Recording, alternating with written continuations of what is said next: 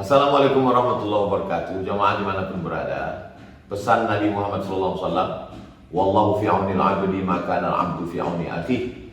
Allah akan menolong seorang hamba selama hambanya itu mau menolong saudaranya. Tidak ada yang paling mencemaskan kecuali kekurangan darah di rumah sakit, wajah pucat menjelang kematian, ketakutan keluarga. Ini kalau kita tolong, idkhalus surur fi qulubil mu'minin, membahagiakan saudara kita. Cuman banyak yang bingung melalui lembaga apa.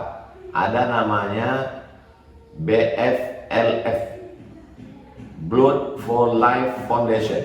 BFLF, Blood for Life Foundation. Darah untuk hidup, darah untuk kehidupan.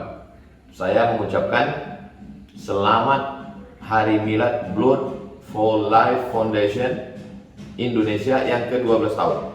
Semoga terus berkiprah menolong keberlangsungan kehidupan. Man ahyan nasa faka'annama ahyan nasa jami'an, kata Allah dalam Al-Quran. Siapa yang menolong satu kehidupan, maka seakan-akan dia sudah menghidupkan seluruh manusia.